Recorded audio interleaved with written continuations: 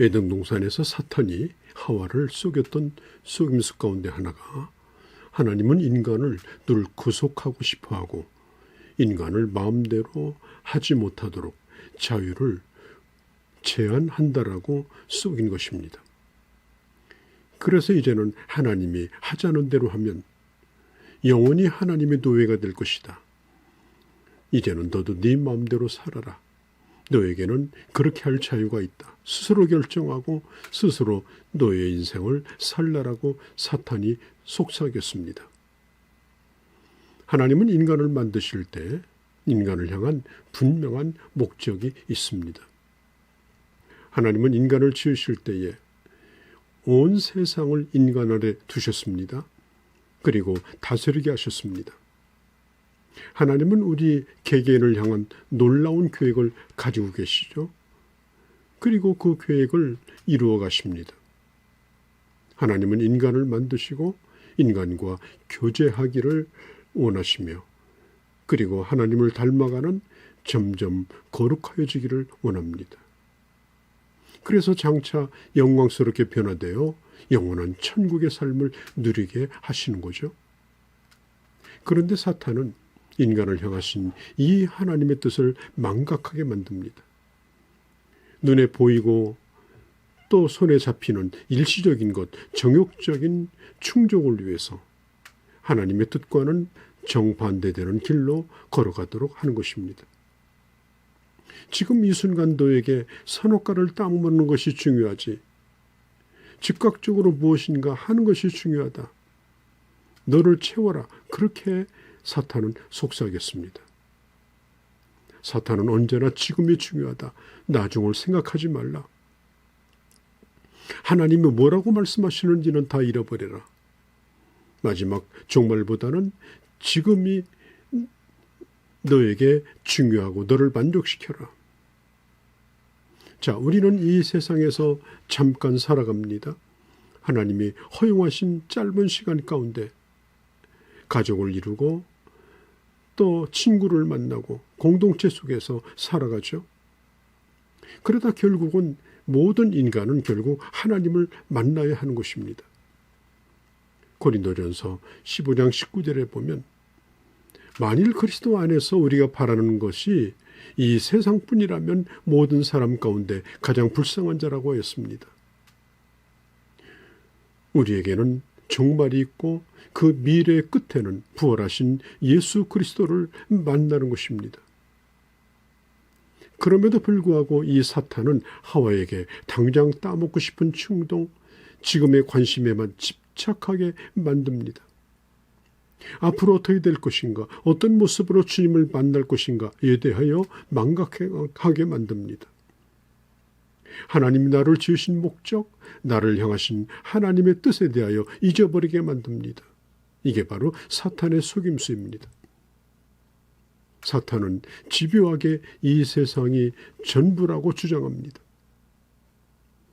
욥기서 2장 5절에 보면은 욥이 고통 가운데 있을 때 주의 손을 펴서 그의 뼈와 살을 치소서 그리하면 정령 대면하여 주를 욕하리라고 사탄이 욥에 대하여 하나님께 참소하고 있는 장면이 나오죠. 하나님이 욥을 친다면 욥은 분명히 하나님을 욕하고 침뱉고 떠날 거라는 것입니다. 그 이후로 욥에게 무서운 재난이 옵니다. 하루아침에 모든 것이 날아갑니다. 온 몸이 종기가 나서 기와 조각으로 몸을 긁고 있습니다. 그의 아내가 욥기서 2장 9절에 보면 이런 처지에 있는데도 당신은 당신의 순전함을 지키겠는가? 하나님을 욕하고 죽으라 이렇게 악담을 합니다. 자, 그런데 욥은 그 아내를 향해서 이렇게 말합니다. 지금 당신이 하는 얘기는 어리석은 자의 얘기다. 어리석은 자의 얘기다. 욥기서 2장 10절에 보면은 우리가 하나님께로부터 복을 받았은즉 재앙도 받는 것이 마땅하지 않는가? 욥은 입술로 끝까지 하나님을 향하여 범죄하지 않았다라고 성경은 말하고 있습니다. 사탄은 하나님만 따라가면 좋은 일만 일어날 거라고 기대하게 만듭니다. 결코 나쁜 일은 일어나지 않을 거라고 말합니다. 그래서 일이 잘 될 때는 아주 신앙생활을 잘하게 하고 아주 매력적인 그리스도인으로 보이게 할 수 있습니다. 그리고 날마다 기적만 기대합니다. 그런 환상 가운데 빠집니다. 그러다가 이제 어려움이 오게 되면 그 문제에 매달립니다. 그리고 결국은 자기가 원하는 대로 문제가 풀려가지 아니할 때에 결국은 그 끝에 가서 주님을 배반하는 자들이 있습니다. 사탄은 너에게 좋은 일이 일어나지 않는다면 하나님을 떠나도 될 거라는 생각을 불어넣어주고 거기에 쏙습니다. 네가 하나님을 믿은들 무슨 소용이 있느냐. 이게 바로 욥의 아내가 한 말이 아니겠습니까? 그래서 좋을 때는 할렐루야 아멘 하지만 그러나 조금만 힘들면 결국은 사단의 속임수에 넘어가서 하나님을 떠나고자 하는 것이죠.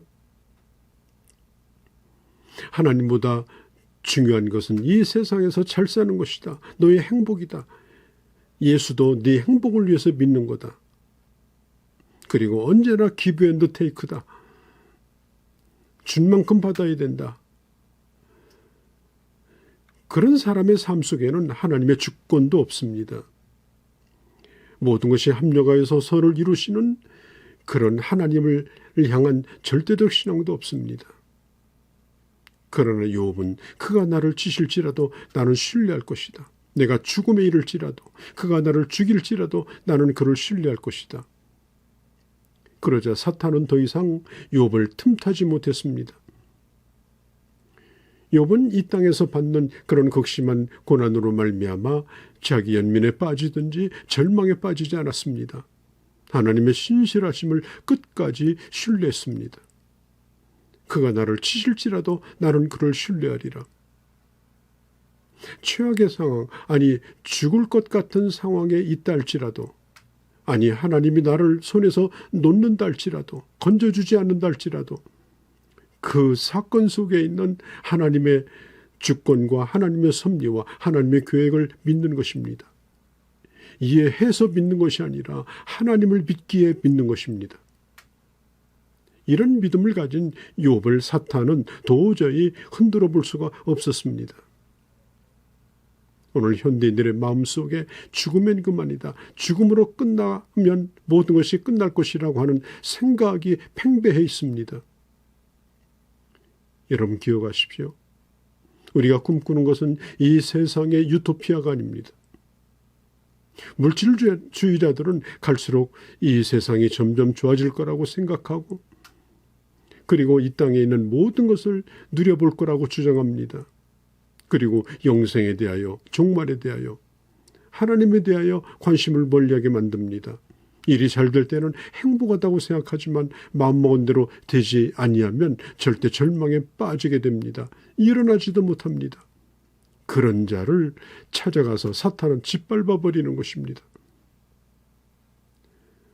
사도 바울은 고린도전서 15장 19절에 우리가 바라는 것이 이 세상뿐이라면 우리는 정말 불쌍한 자다.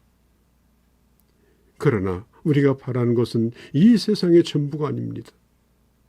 이해되지 않는다 할지라도 마지막 날이 되면 알 것입니다. 지금은 모든 것이 희미하지만은 그날이 되어서는 얼굴과 얼굴을 대하여 보게 될 것입니다. 복음성가 찬양 가운데 이런 찬양이 있습니다. 나 지금 말고 훗날에 더 좋은 그 나라에서 이 눈물의 뜻을 알고 또 그 뜻을 이해하리. 이곳에서 못다한 일 그곳에서 끝마치고 저 하늘의 비밀이 풀리면 그땐 모두 이해하리. 수많은 내 교회에게 왜 구름이 덮였는지 내 노래가 끝쳤는지 그날이 되면 이해하리. 내 원하던 것이 왜 이루어지지 못했는지 눈물 없이 주를 뵈리니 이젠 정녕 이해하리. 내 손 잡은 주 믿고 험악한 길 가는 동안 늘 힘있게 찬송하며 훗날 그 뜻 이해하리. 그렇습니다. 우리 예수 믿는 사람들은 하나님의 절대 주권과 합력하여 선을 이루시는 하나님의 선하심을 우리는 믿고 있습니다. 그래서 우리는 지금 만족해라. 지금 모든 걸 누리라. 만일 그렇게 되지 않는다면 하나님이 너를 속인 것이다. 하나님이 너를 버린 것이다. 결코 그런 말에 우리는 속지 않는 것입니다. 사랑하는 성도 여러분, 가장 중요한 것은 하나님과 나와의 관계고, 그리고 이 세상뿐 아니라 영원으로 이어지는 관계가 하나님과의 우리와의 관계인 것입니다. 이 관계 속에서 절대 마귀가 틈타지 못하도록 주님을 신뢰하며 주님과 함께 남은 생애를 살아가는 그런 주의 자녀들이 되어주시기를 바랍니다.